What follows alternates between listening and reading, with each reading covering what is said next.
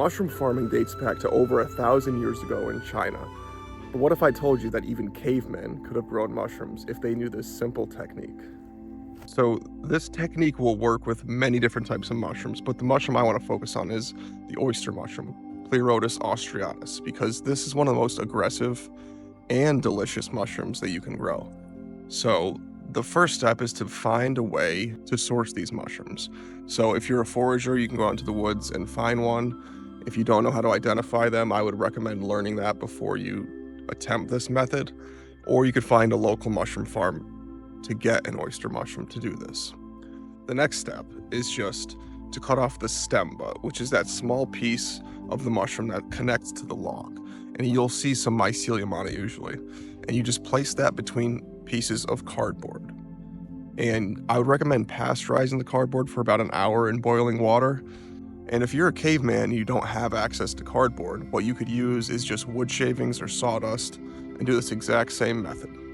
I would recommend putting the cardboard with the stem butt in a jar or somewhere safe so that bugs don't get to it. But you can also just put it outside under some rocks like a caveman would, or in your cave. That would be great. And after about 1 to 2 weeks, the mycelium from the stem butt will transfer onto the cardboard or wood shavings. And then at that point, you want to remove the stem butt because it becomes prone to bacterial contamination if you leave it too long. And the mycelium is already transferred, so you don't need it anymore. So now you basically have an off-the-grid mushroom culture.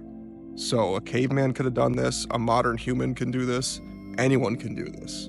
And with that culture, you can use it to inoculate more substrate. So you could take more cardboard, sawdust, wood shavings, and expand it out.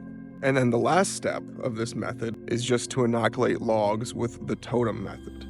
And cavemen didn't have access to chainsaws, but they have hands and they have hand saws. So they could have just cut these logs up into halves and thirds. And what you want to do is place some of the cardboard or wood shavings on the bottom of the log, in the middle of the log, and I always sprinkle a little on top because it doesn't hurt to have every point covered with inoculations.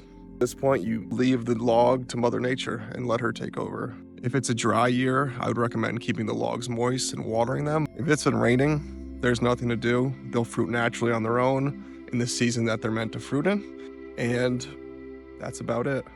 I hope this was helpful. If you need any more help, just leave me a comment. Have a great day.